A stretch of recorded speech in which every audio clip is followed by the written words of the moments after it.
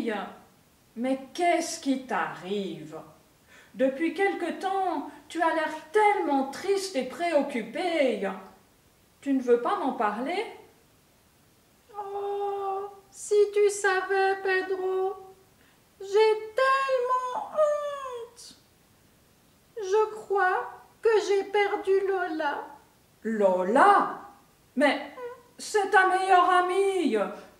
Qu'est-ce que tu as fait? Eh ben, Lola m'avait demandé de travailler avec elle pour faire une conférence sur les lapins. T'as vu mon lapin? Il est super ton lapin. Ouais. Et puis je devais même amener mon lapin en classe. Waouh, c'est une chouette idée.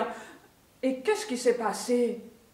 Eh ben, Eric ne s'en sortait pas avec son sujet et il m'a demandé de l'aider. Alors j'ai dit oui. Mais tu travaillais déjà avec Lola? Oui, mais je me suis dit que je pouvais bien aider un peu Eric et puis qu'après je continuerais de travailler avec Lola. Sauf que Lola, elle a cru que tu la laissais tomber. C'est ça? Oui. Et puis moi je me suis énervée. Et je lui ai dit qu'elle pouvait bien attendre un peu. Et alors, elle est partie. Et depuis, je ne sais plus quoi faire pour me rattraper. Oui, c'est délicat. Mais tu sais, je crois que tu devrais aller lui parler. Cela peut sûrement s'arranger. Oh, Pedro, tu sais, moi, je crois que Lola, elle acceptera pas de me pardonner. Et puis, elle voudra plus travailler avec moi. C'est trop tard. Julie, toi, tu l'aimes toujours, Lola? Ben, oui, évidemment. Alors fonce! Dis-lui que tu regrettes, que tu l'aimes, et je suis sûre que ça va s'arranger. Bon, alors là, moi, j'en suis pas si sûre.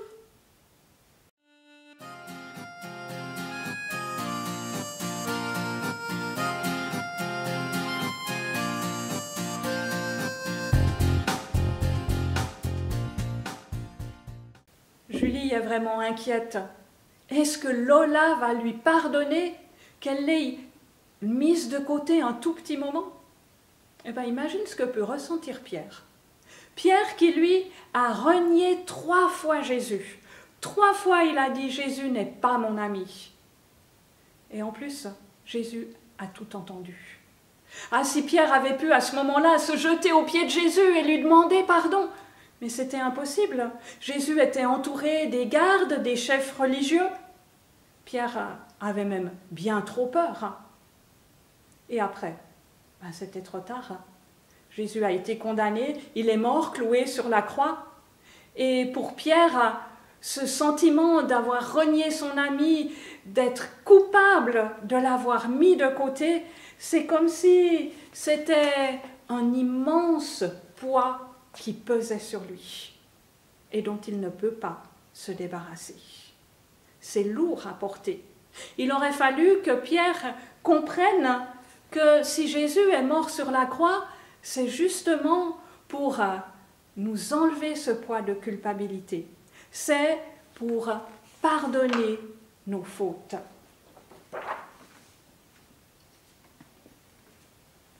Mais Jésus, il est redevenu vivant.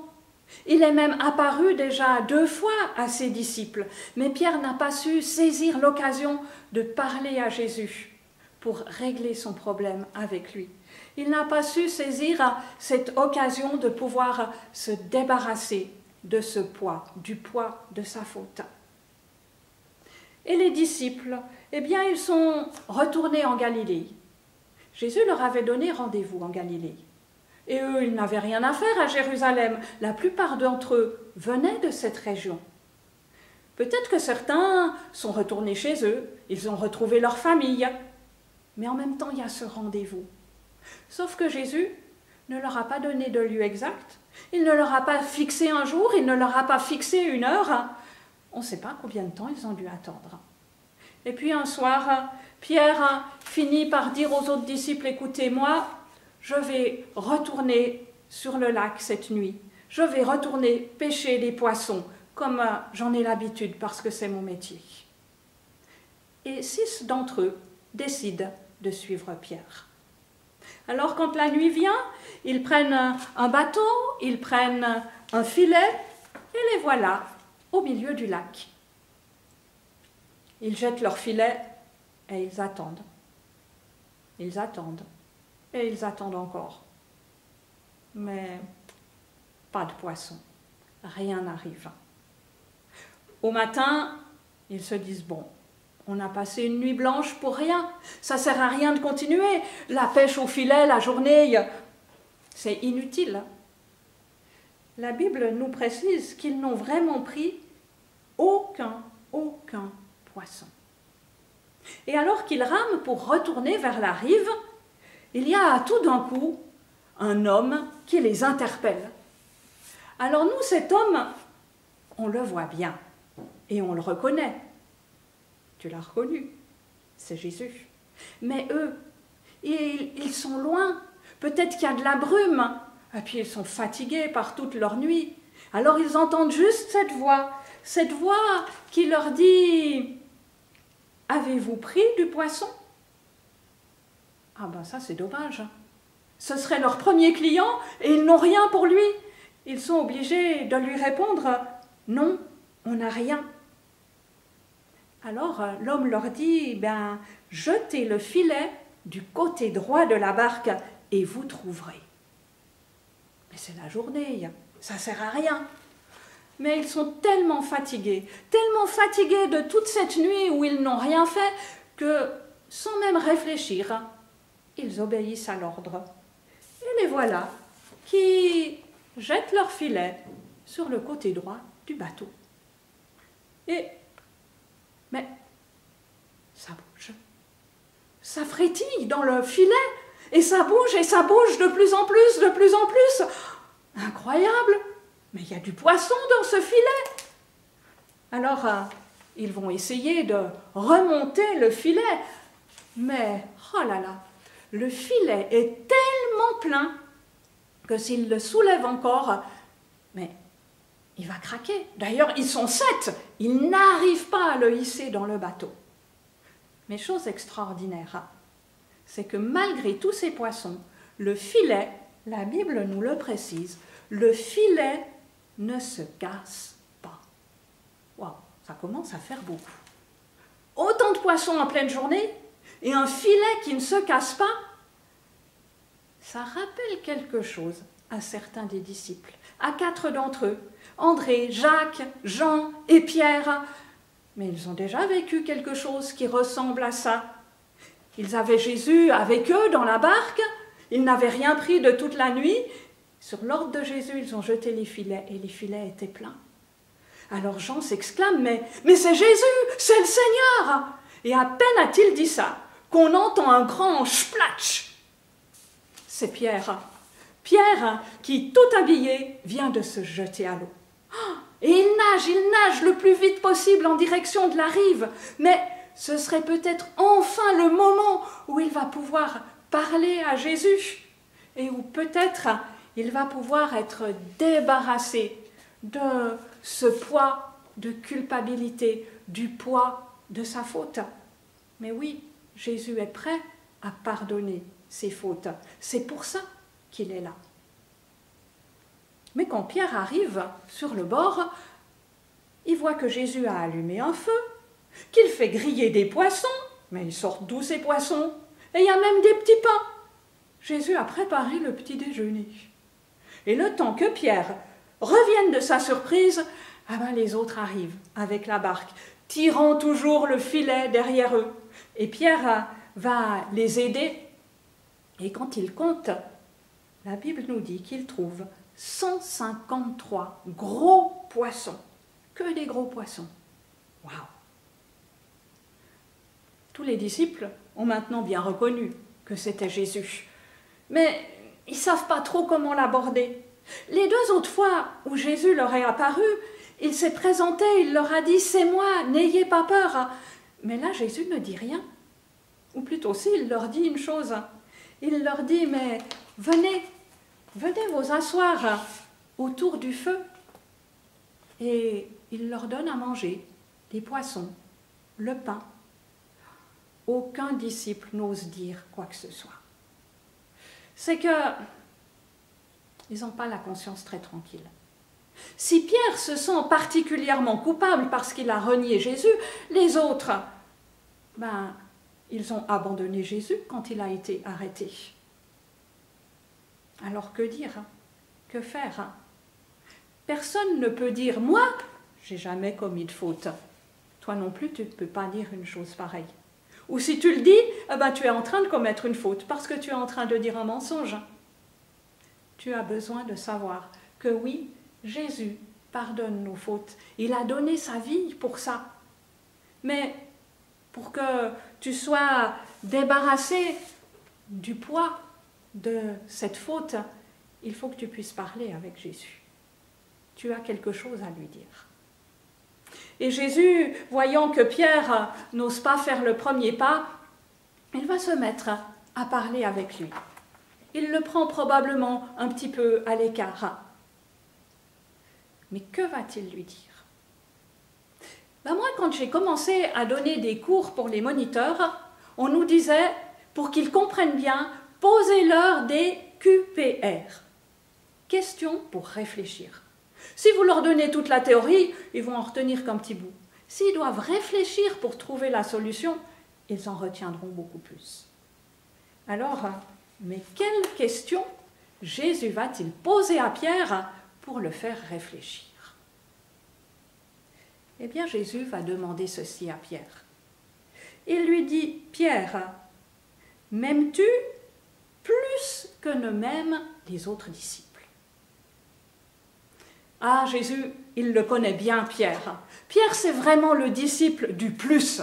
Ah oui, c'est lui qui fait le plus de choses avec Jésus, c'est lui qui répond le plus aux questions de Jésus, et c'est lui qui était le plus fort pour défendre Jésus. Ah oui, mais Pierre a bien vu où le menait son orgueil, à juste se sentir plus coupable vis-à-vis de Jésus. Alors l'ancien Pierre aurait certainement répondu « Mais bien sûr Jésus, mon amour à moi est plus grand que celui de tous les autres disciples réunis. » Mais là Pierre se contente de répondre bien modestement « Mais Seigneur, tu sais que je t'aime. » Et Jésus lui dit alors « Eh bien, viens avec moi, occupe-toi de ceux qui croient en moi. » Puis Jésus va poser une deuxième question à Pierre. Qu'est-ce qu'il lui demande? Eh bien, il lui demande, « Pierre, m'aimes-tu » Pierre est un peu étonné, mais c'est la même question. Alors, il répond de la même manière, « Seigneur, tu sais que je t'aime. » Et Jésus lui demande de nouveau, « Eh bien, viens prendre soin de ceux qui apprennent à croire en moi. » Puis voilà que Jésus pose une troisième question à Pierre. Et il lui demande, « Pierre, m'aimes-tu » Oh, cette fois, ça commence à travailler dans l'esprit de Pierre. Mais pourquoi Jésus me pose-t-il 3 fois la même question? Et il réfléchit. Jésus sait très bien ce qu'il fait. Jésus connaît la faute de Pierre. Il sait que 3 fois, Pierre a dit « Jésus n'est pas mon ami ». Et Jésus veut complètement pardonner sa faute. Il veut complètement effacer cela, en lui donnant l'occasion, à la place des 3 fois où il n'était pas son ami, de dire 3 fois « J'aime Jésus, je t'aime ». Et Pierre va de nouveau répondre qu'il aime Jésus. Et Jésus va de nouveau lui dire « Eh bien, viens et suis-moi ». Et Pierre a compris. Enfin, il se sent débarrassé de ce poids de culpabilité. Et c'est la même chose pour nous. Si Jésus est ton sauveur et que tu as encore commis des fautes, eh bien, tu portes ce poids de la culpabilité sur toi, ce poids de la faute sur toi. Il n'y a qu'une chose à faire. C'est venir à Jésus, reconnaître ce que tu as fait Et Jésus va te débarrasser de ce poids. Il va pardonner ta faute et te permettre de repartir léger, plein de force, pour pouvoir faire mieux la prochaine fois. Alors Pierre suit Jésus. Et puis il lui demande, mais et les autres? Et Jésus lui dit, mais ne t'occupe pas des autres. Occupe-toi de ta relation avec moi.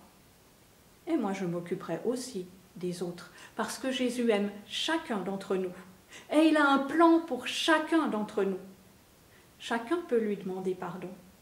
Et si aujourd'hui tu découvres, mais c'est fantastique d'avoir un sauveur comme ça, un sauveur qui ne nous gronde pas quand on se trompe, mais qui nous pardonne et nous aide à repartir, tu te dis, mais moi j'aimerais un tel sauveur. Tu peux simplement dire à Jésus, oui, j'ai besoin de toi. Je crois à ce que tu as fait à la croix pour moi. Sois mon sauveur. Et Jésus va entrer dans ta vie. Il va te pardonner.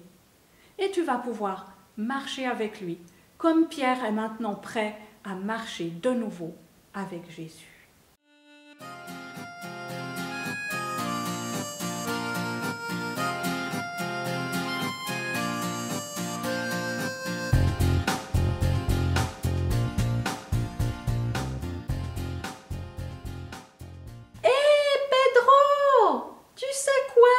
Je suis soulagée.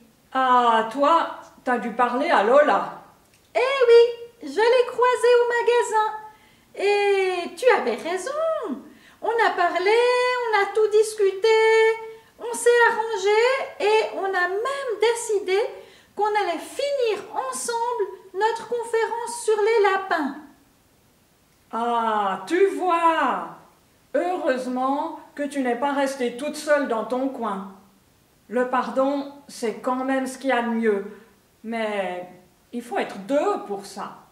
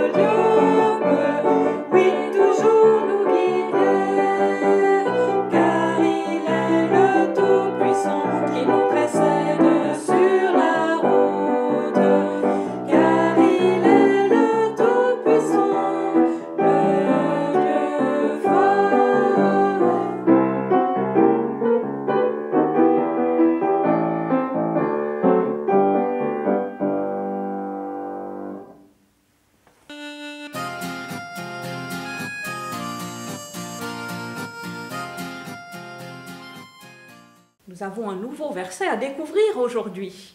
Luc 1, verset 77, qui nous dit « Afin de donner à son peuple la connaissance du salut par le pardon de ses péchés. » Oh ben, c'est une phrase qui fait un petit peu bizarre, comme ça. Mais je vais l'afficher, on va essayer de la dire ensemble, et ensuite de la comprendre. On essaye une fois? Afin de donner à son peuple la connaissance du salut par le pardon de ses péchés. Luc 1, verset 77. Tu vas te dire, oh là là, mais il est trop long ce verset. Mais sais-tu qu'on peut le remplacer par un seul mot, un verbe? On pourrait mettre à la place celui-ci, parler. Ah bon? Parler à la place de tout ça? Ben oui, parler, c'est la mission que Jésus a confiée à Pierre. Et que doit-il dire? Aller s'adresser au peuple pour lui parler du salut et du pardon. Donner la connaissance du salut. Ben pour qu'on connaisse quelque chose, il faut qu'on en entende parler. Sinon, on ne le connaîtra jamais. Et ce salut, il vient de qui? Il vient de Jésus. Mais ce salut, comment Jésus l'a fait? Par sa mort à la croix. Mais pour le savoir, il faut que quelqu'un vienne nous en parler.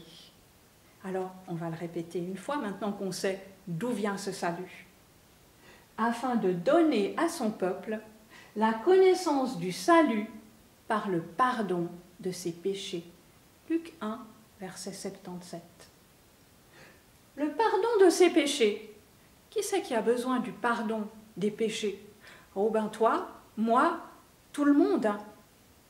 Mais pour obtenir ce pardon, ben on ne va pas l'obtenir en restant tout seul dans notre coin. On va l'obtenir en allant auprès de Jésus et en lui parlant, en lui demandant de pardonner nos péchés, en reconnaissant ce qu'on a fait de mal. Et ainsi, il pardonne nos fautes, il les efface, il nous débarrasse de leur poids. Alors, puisqu'on sait qu'on doit parler à Jésus, on va pouvoir réciter le verset. Afin de donner à son peuple la connaissance du salut par le pardon de ses péchés. Luc 1, verset 77. Cette connaissance du salut, ce pardon des péchés, il est pour qui? Pour son peuple. Alors il y a le peuple d'Israël qui est le peuple de Dieu, mais il y a aussi le peuple de tous ceux qui croient en Dieu, de tous ceux qui en ont entendu parler, de tous ceux qui croient à ce que dit la Bible. Comment est-ce qu'on peut l'appeler la Bible?